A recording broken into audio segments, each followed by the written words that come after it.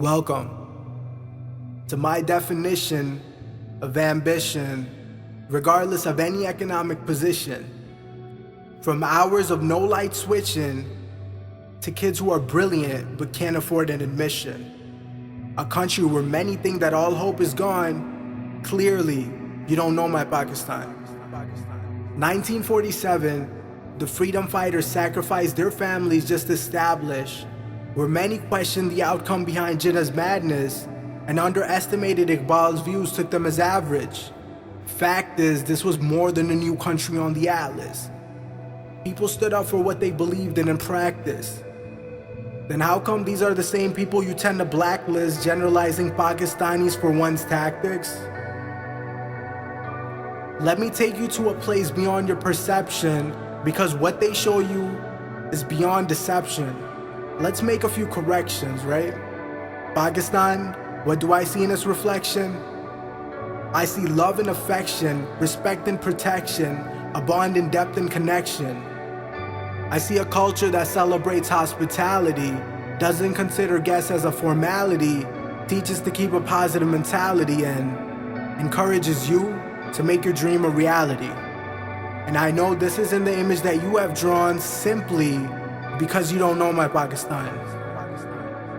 So let's experiment the situation with other nations. Let's see how long you can keep your cool and patience.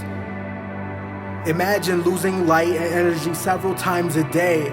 I'm sure it would be fine today, but soon you'll look for an exit sign and wait. Imagine working all day when the sun and heat are scorching, and you're working to make a couple rupees and still call it a fortune. Just because your family gets to eat is what's more important. Imagine surviving every day with no progression but the same portion, but still thankful because Allah gave them a chance to live. So answer this: would you still be able to smile knowing that you will not get a glance of bliss? But for those who believe that all hope is gone, sorry, but you don't know my Pakistan. See, they want us to divide and fall, take sides and brawl, but it never goes through. They've tried it all. Our Pakistan is a team effort, so there's no I involved. So let's try and solve with unity, no bias calls. I understand sometimes situations might be off and on, but don't worry, I tell them, you don't know my Pakistan. Everyone makes mistakes and every generation has flaws. Our youth is now taking lead and education's the cause. Pride is the motivation that leads them, exceeds them, and there are many who don't just follow morals but bleed them. And what about another example people don't want mentioned that caused tension because she used education as an extension? The type of youth who is keeping Pakistan going like an engine and tends to focus on progression instead of vengeance.